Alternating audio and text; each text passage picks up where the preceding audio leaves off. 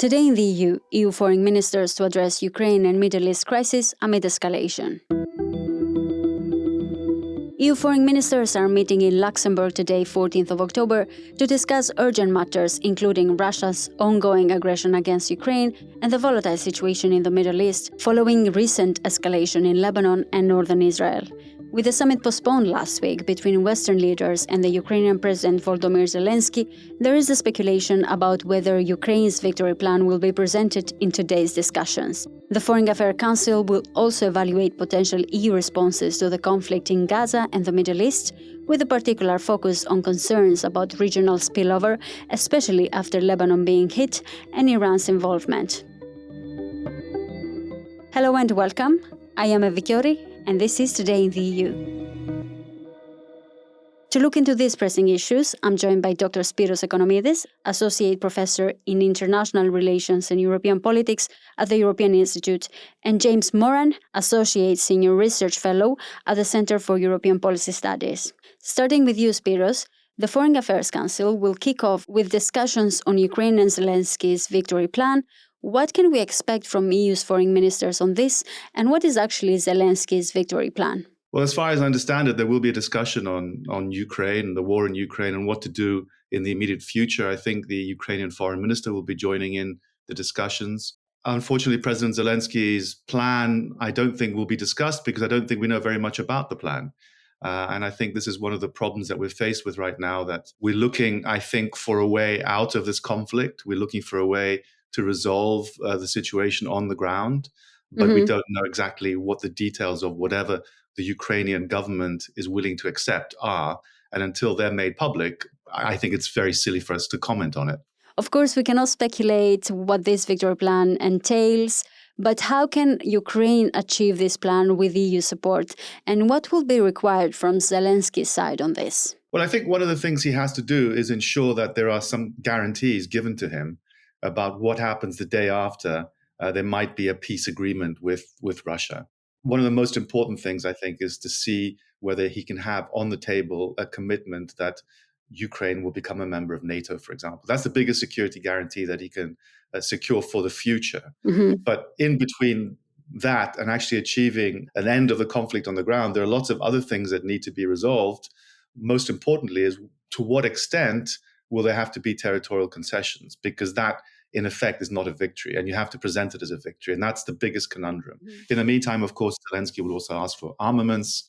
There are financial easings that are already in place. The European Union has made loans in the last few days that will ease the financial situation, is paying back other loans that Ukraine has made to the tune of 45 billion euros. So there's a constant attention to detail to make sure that Ukraine can defend itself, that it has the finances to do so, that we provide it with enough weaponry so it doesn't have to face military defeat on the ground.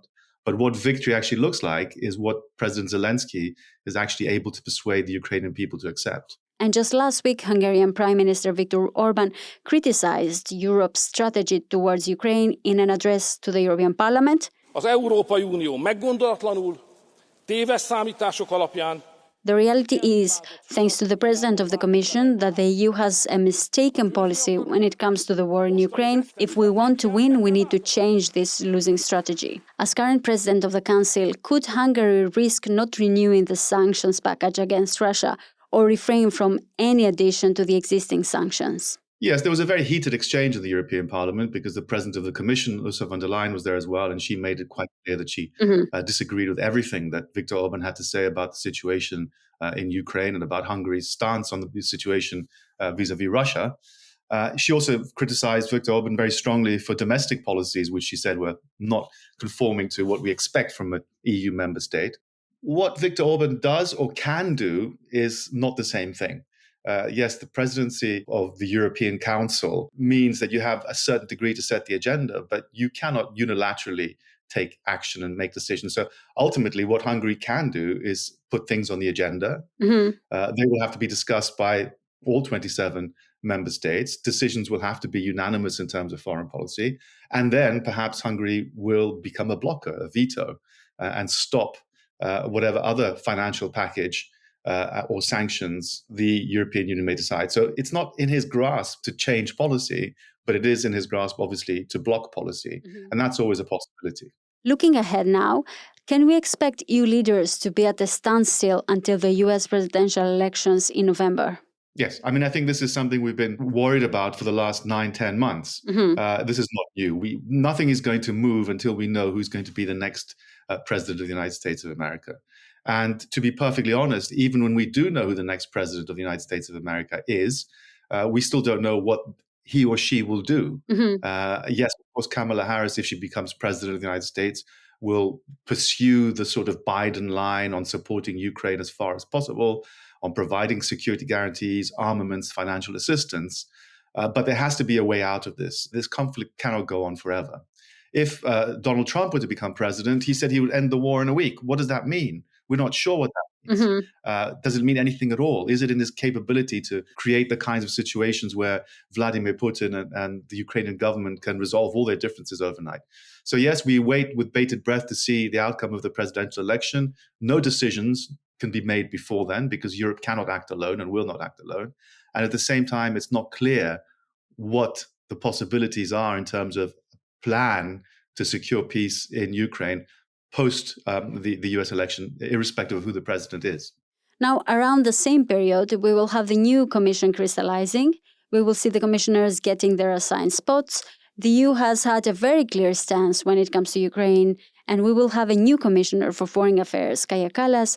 How do you see this influencing EU stance towards Ukraine and Russia? I don't think the European Union has much leeway to change dramatically in terms of what it does and how it operates vis-a-vis supporting Ukraine and opposing Russia.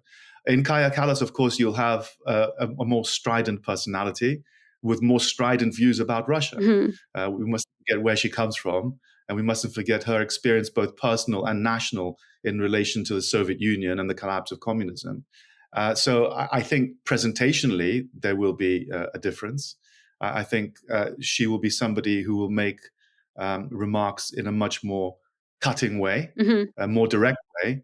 But at the same time, she'll be constrained by the policies of the European Union, and she does not set the policies. The High Representative does not set the policies. The policies are set by an agreement between the EU 27, if that can be reached. And when that's reached, then the representatives of the EU have to toe that line. And how are things going to move forward in terms of planning? I just think that we are in a situation where there is a general fatigue about the war in Ukraine. And I don't mean that in a negative way. I mean, the war has gone on now for over 2.5 years. The Ukrainian combatants, of course, are in a very difficult position.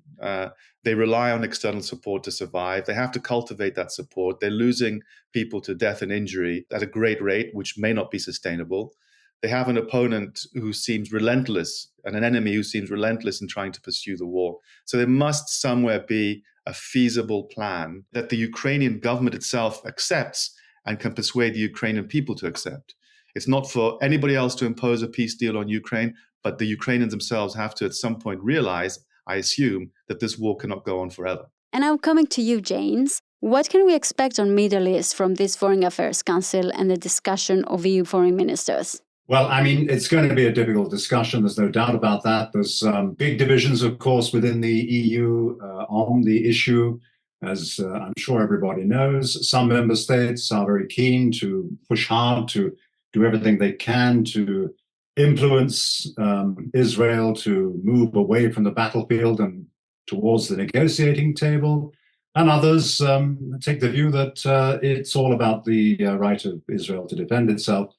I suspect that there won't be any clear conclusions coming out of this next week, other than to reinforce the provision of humanitarian aid to the Palestinian Authority, things of that kind, which are generally speaking, uncontroversial. But in terms of putting any pressure, particularly on Israel, to think again about its current course, I kind of doubt that they're going to be able to agree. So far, the EU has been quite divided and careful about the stance it has had towards the Middle East, and especially the war in Gaza. Why is this the case? And as I mentioned, we will have soon a new High Representative for the EU, Kaja Kallas. Would this influence the direction of EU's policy on Middle East? Yeah, it's difficult to say. I mean, there are a number of things that might be under consideration, but not now, because, of course, I mean, you have a difficulty here. We have a difficulty here in Brussels. The Commission is not yet confirmed. It has to go through the hearings. At the EU level, will be difficult to move in any clear direction. Mrs. Callas is an unknown quantity when it comes to the Middle East. I think we know very well the clear views she holds on the Ukraine war. Mm-hmm. Whether or not she'll be able to lead the member states on the Middle East is to be seen. One would certainly hope that she can, but it will be an uphill struggle.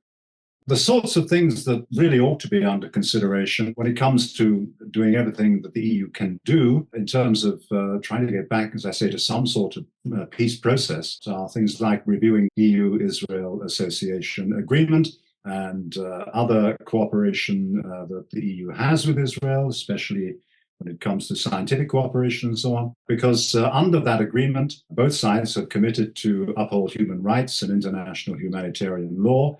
And as Ireland and Spain earlier this year pointed out, it could well be that Israel is considered to be in violation, especially on the international humanitarian law front. In addition to that, there are a series of other things that ought to be done. There is also the recognition of Palestine as a state. Now, about half of the EU member states have done that already, most recently Ireland, Spain, and Slovenia. Others are still to take action. The position of France will be very important here, and there are some signs perhaps of a change of view in France, given the upsurge of public opinion in that country. And the statements of President Macron recently, when it comes to the supply of arms to Israel. Je pense qu'aujourd'hui, la priorité, c'est qu'on revienne à une solution politique, qu'on cesse de livrer les armes pour mener les combats sur Gaza. Where he has been arguing that if you want a ceasefire, then you better stop supplying arms. You need to show them that you mean it. You have also, apart from recognition of the Palestinian state, which, by the way, would also send a message of hope to the Palestinians. You have some other things that can be done as well. And I would mention there very vocal support for the ICJ opinion given in July that the occupation of Palestinian lands is indeed illegal. But to do this, you need greater unity amongst the member states. This is not something that can be engineered by Brussels alone. And that, again, is a problem, as I said earlier. Getting member states to come on board, there is going to be a hell of a challenge. And the US elections will play a crucial part in how the situation in the Middle East will unfold as well. What are the plausible scenarios if either Trump or Harris win the election? The US has a prime position when it comes to exerting any influence on Israel. And there, too, there is a problem because of the election that's coming up. The Americans are preoccupied with that. And indeed, if Mr. Trump was to win that election, I think the situation will only get worse in terms of restraining Israeli military action. The record that Trump has in his first administration was very, very biased towards Israel. Mrs. Harris may be able to make some change, make some difference. That, too, will be an influence on the rest of on the European Union, knowing that the American position is key. But it's a very worrying time. There's no question about it. And I think it's dangerous. And as we wait also for the Israeli response to the latest Iranian attack, we have to be thinking more broadly about the situation in the region and indeed the consequences of all of this for us here in Europe. And do you think the EU will follow the same stance the US is following after the elections, or will the EU follow a different path? No, I don't think that the EU should follow what the US has been doing. I think the EU can provide, and has in the past actually, provided a little bit more balance in terms of the approach of the West as a whole and the international community. There are going to be differences between the EU and the Americans on this issue. But if the outcome of the election is going to be going in the direction of Mr. Trump, it'll be very, very hard to coordinate in any meaningful way with the Americans on this. Of course, Mr. Netanyahu and his extremist allies in the Israeli government know all this. And it's one of the reasons why I think right now they are taking advantage of the situation to try to solve things militarily. It will not solve anything. It never does, and certainly not in the Middle East. Whatever happens, there are so many negatives to this, not least for Israel itself. This will not in the long run contribute to the security of the Israeli people. There are many people in Israel, not in the majority, unfortunately, who feel the same way. But for the moment, they don't seem to have much traction when it comes to influencing their government. There has been the recurrent fear of spillover in the region, with Lebanon getting hit lately and the involvement of Iran. What would the spillover entail, and what impact can it have for the EU and also on a global scale? There are two or three things that we need to worry about here. One of them is radicalization. You have an awful lot of angry young people growing up, notably in Gaza, but also in the West Bank, and now in Lebanon, who are in danger of being radicalized. We all know what that can mean when it comes to homeland security here in Europe. The specter of a new round of terrorism here in Europe is there.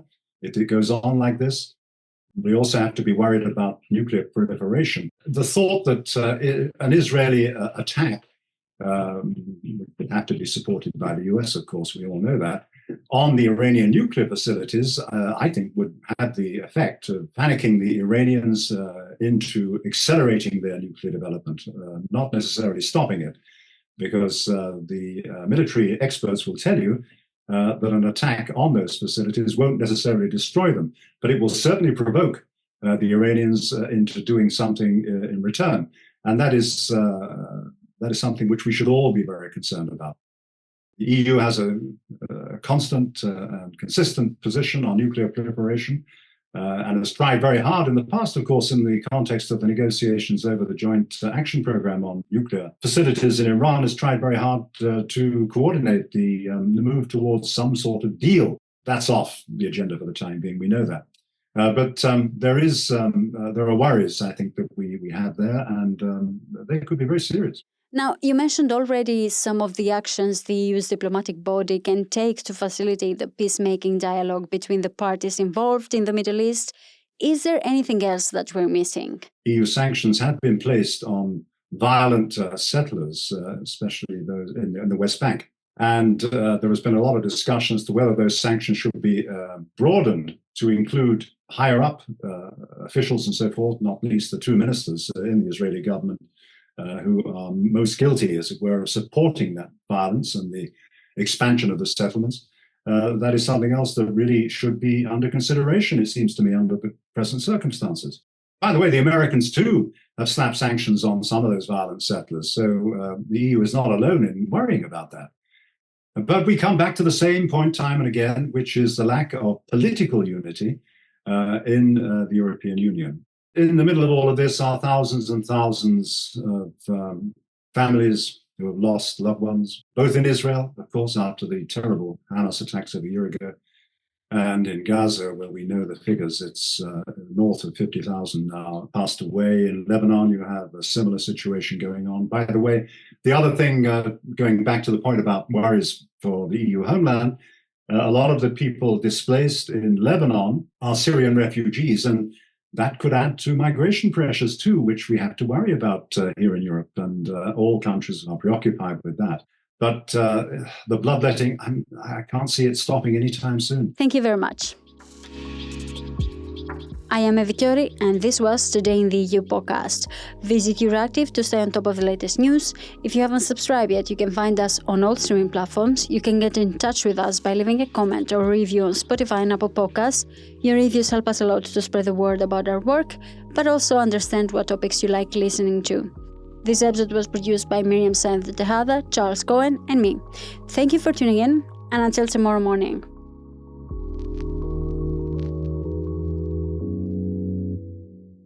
As part of our commitment to accuracy, inclusion, and transparency, Euractiv is part of the Trust Project.